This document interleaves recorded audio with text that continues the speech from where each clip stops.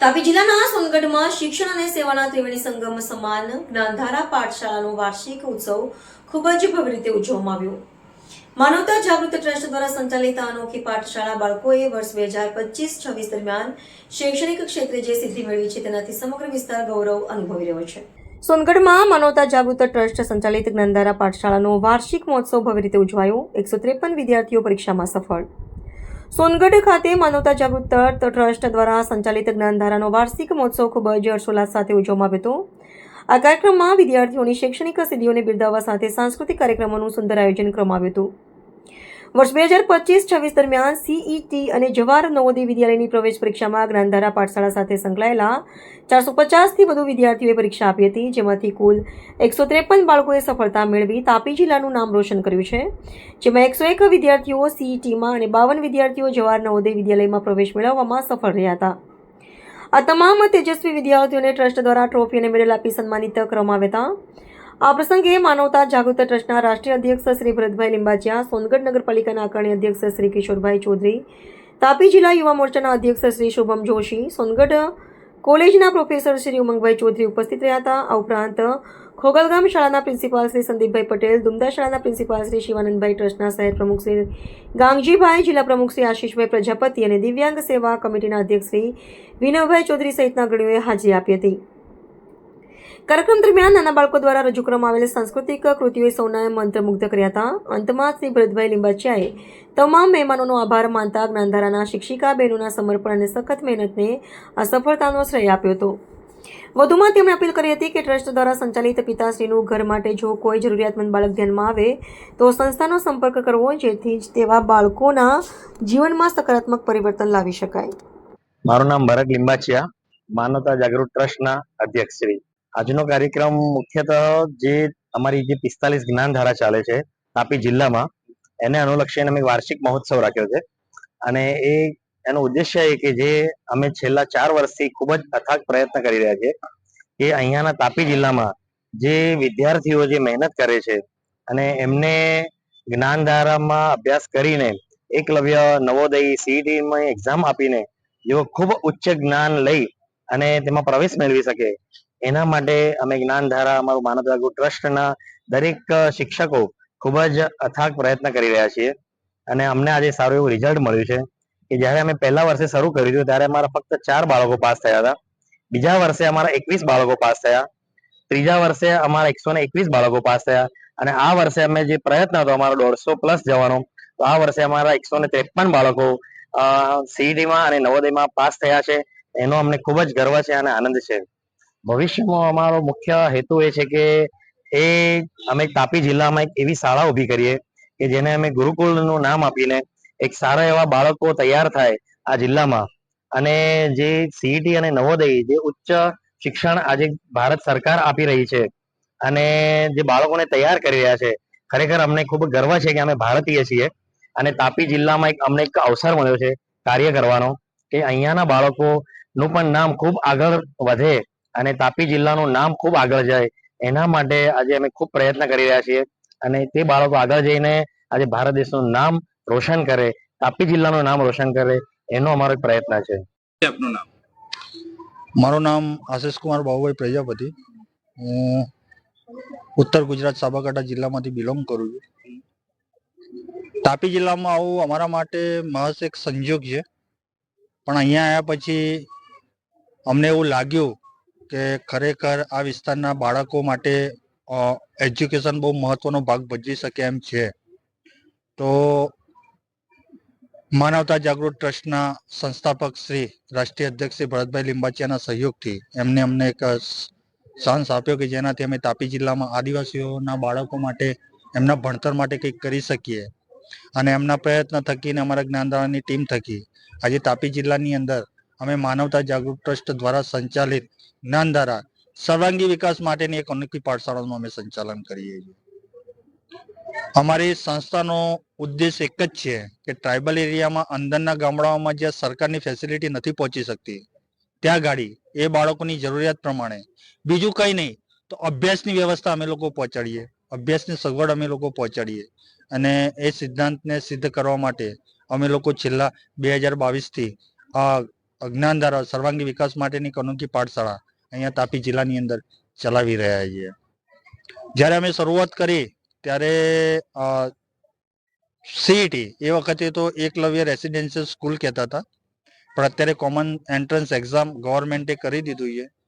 તો એ વખતે જ્યારે અમે સેન્ટર ચાલુ કર્યા તમારા 7 બાળકો ક્વોલિફાઈડ થયા હતા. એના પછી 23-24માં અમે એ જ આંકડો 78 ઉપર લઈ ગયા. એના પછી 2024-25માં એ જ આંકડો અમે 117 સુધી પહોંચ્યા. અને સાહેબ આજે અમને જણાવતા આનંદ થાય છે કે અમારી જ્ઞાનધારાની 50 બહેનોની મહેનતના કારણે આજે અમે એ જ આંકડો 153 સુધી લઈ જઈ રહ્યા છીએ. અને બીજી અમારી ટીમ માટે ગર્વની બાબત એ છે સર કે અમે તાપી જિલ્લાના ઇતિહાસમાં પાછળ વળીને જોયું તો જવાહર નવોદય વિદ્યાલય કે જે સેન્ટ્રલ ગવર્મેન્ટ દ્વારા સંચાલિત એક સંસ્થા છે કે જ્યાં આગળ જો બાળક એની અંદર એના એન્ટ્રન્સ એક્ઝામમાં પાસ થઈ જાય છે તો સીબીએસઈ લેવલનું એજ્યુકેશન ટોટલ ફ્રીમાં એમને પ્રોવાઈડ કરવામાં આવતું હોય છે. તો અમે ઇતિહાસ જોયો તો સર તાપી જિલ્લામાંથી પાસ આઉટ રેશિયો બહુ ઓછો હતો, પણ આજે અમે લોકો ગર્વ સાથે કહી શકીએ છીએ અમારી મહેનત થકી આજે અમે 2025-26માં જવાહર નવોદય વિદ્યાલયમાં 52 બાળકો ક્વોલિફાઈડ કર્યા છે. અને અમને આનંદ થાય છે કે કમસે કમ 52 બાળકોનું જીવન એક રાષ્ટ્રીય કક્ષાએ સુનિશ્ચિત થવા જઈ રહ્યું છે.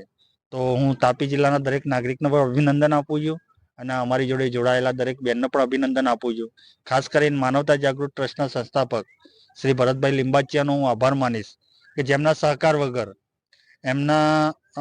એમની મદદ વગર આ વસ્તુ શક્ય નથી. પણ ખરેખર અમારા લોકોનો અમને એવું લાગે છે કે જીવનની અંદર અમે કંઈક કરી રહ્યા છીએ અને અમારા જીવનનો ઉદ્દેશ જ આ છે કે એવા જરૂરિયાતમંદ બાળકોનું ભવિષ્ય બનાવવું કે એ પણ પોતાના જીવનના સપના પૂરા કરી શકે. તો બસ એના માટેનો અમે લોકો એક નાનો પ્રયત્ન કરીએ છીએ. અને જે બાળકો આ વર્ષે પાસ થયા છે એમને જોઈને બીજા બાળકો બી પ્રોત્સાહિત થાય અને વધુ મહેનત કરીને વધુ સંખ્યામાં બાળકો પાસ થાય એટલા માટે અમે દર વર્ષે સીઈટી અને નવોદયનું રિઝલ્ટ પાસ આઉટ થયા પછી અમે લોકો એક વાર્ષિક મહોત્સવ રાખતા હોઈએ છીએ. અને મહોત્સવની અંદર જેટલા બાળકો પાસ આઉટ થયા છે એ બધા બાળકોને અમે ટ્રોફી અને મેડલ આપીને સન્માનિત કરતા હોઈએ છીએ કે જેના થકી બીજી જે બેન્ચ આવી રહી છે એ બેન્ચના બાળકો પણ પ્રોત્સાહિત થાય અને વધુમાંથી વધુ મહેનત કરે. હું હેમા વસાવા, સેન્ટર ખેરવાડા. જ્ઞાનધારા થકી અમારા તાપી જિલ્લામાં જ્ઞાનધારાનો પ્રોજેક્ટ 2023 પહેલી ડિસેમ્બરના રોજથી ચાલુ કરવામાં આવ્યો, એટલે આજથી તેમને 4 વર્ષ જેટલા પૂરા થાય છે. તો અમે ગ્રેજ્યુએટ હોવા છતાં હું ગ્રેજ્યુએટ હોવા છતાં અમને કોઈ રોજગાર ન હતો, અમે પગભર ન હતા, પણ જ્ઞાનધારા ના આવવાથી અમને 50 જેટલી બહેનોને, તાપી જિલ્લાની જે 50 જેટલી બહેનો છે તેમને રોજગારીનું માધ્યમ પૂરું પાડવામાં આવ્યું અને અમને એક ટીચર બનવાની તક મળી, જેથી અમારા પત્તામાં પણ ઘણો વિકાસ થયો છે અને જે અમારા ગામના બાળકો છે એમને પણ ઘણું બધું શીખવાનું, જાણવાનું અને એમના બાળકોમાં તેમજ એમના પરિવારમાં પણ ઘણું બધું પરિવર્તન આવ્યું છે. અને ગામના જે વ્યક્તિઓ છે, વાલીઓ છે અને બાળકો છે અમારી જ્ઞાનધારાના, તે અમારા પર વિશ્વાસ કરતા થયા છે કે વાલીઓને આજે પ્રાઉડ થાય છે પોતાના બાળકો પર કે જ્ઞાનધારા થકી જે બાળકો છે એ પોતાનું ભવિષ્ય ઉજ્જવળ બનાવી રહ્યા છે. અને ગામમાં હોય કે બાળકો સવારનો જે સમય હોય જે ઘણો કિંમતી હોય એમ જ વેડફી નાખતા, પણ જ્ઞાનધારા થકી બાળકો આજે પોતાનું ભવિષ્ય ઉજ્જવળ બનાવી રહ્યા છે. અને અમારી તાપી જિલ્લામાં 50 જેટલી બહેનો જ્ઞાનધારા થકી તેમને રોજગારીનું માધ્યમ પૂરું પાડવામાં આવ્યું છે, જે અમારા માટે ખૂબ જ ગર્વની વાત છે. અને 2023-24માં અમારું રિઝલ્ટ સીઈટી અને નવોદયમાં 117 જેટલા બાળકો પાસ થયેલા. હાલમાં 24-25માં 25-26માં 153 બાળકો પાસ થયા છે, જે અમારા માટે ખૂબ જ ગર્વની વાત છે. હું ભરત લિંબાચિયા. મુખ્યતઃ આપણે તાપી જિલ્લામાં સોનગઢ તાલુકામાં અમે એક અનાથ આશ્રમ ચલાવી રહ્યા છે. અનાથ શબ્દ બોલવું પણ યોગ્ય નથી, પણ જસ્ટ કહેવા માટે. બાકી અમે એનું નામ આપ્યું છે પિતાશ્રીનું ઘર. આજે 11 બાળકો અમારા પિતાશ્રીમાં રહીને જમીને વ્યવસ્થિત અભ્યાસ કરી રહ્યા છે અને અમને ગર્વ ફીલ થાય છે કે આજે અમારા પિતાશ્રીના ઘરમાં જેનો અમે વિચાર, એક સપનું હતું કે મારા પપ્પા, મારા પિતાશ્રી આજે જે રહ્યા નથી, એમના નામે આજે અમે એક શરૂઆત કરીને પિતાશ્રીનું ઘર કે જેમાં એવા બાળકો જેને માતા પિતાની છત્રછાયા નથી, એવા બાળકોને અમે માતા પિતાનો એક દરજ્જો આપીને અને તેમને સાથે રાખીને માતા પિતાનો પ્રેમ આપીને બાળકોને એક એવી યોગ્ય દિશા તરફ લઈ જઈએ, એવો એક નાનો અમારો પ્રયાસ છે એમાં પિતાશ્રીના ઘર દ્વારા. આ જે સંસ્થા છે એ ક્યાં ક્યાં આવેલી છે અને કેટલી સંખ્યા છે? માનવતા જાગૃત ટ્રસ્ટ એ 2016માં સ્થાપિત થયું હતું અને એની શરૂઆત પાલનપુર જિલ્લામાં, પાલનપુર તાલુકામાં બનાસકાંઠાથી અમે શરૂઆત કરી હતી. ત્યાં આજે પણ એક કલરવ બાળ મંદિર કરીને ત્યાં અમારું એક ચાલે છે. ત્યાં અમે એક મહિલાઓ માટે બ્યુટી પાર્લર ચલાવીએ છીએ.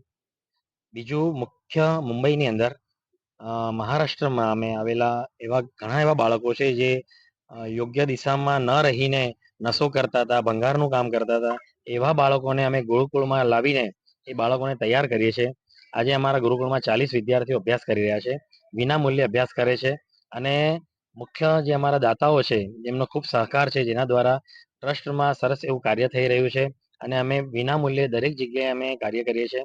કોઈની પાસે અમે ફીસ દ્વારા કશું લેતા નથી. એનો મુખ્ય ઉદ્દેશ્ય એ છે કે વિદ્યા ફ્રીમાં જ હોવી જોઈએ, એનો કોઈ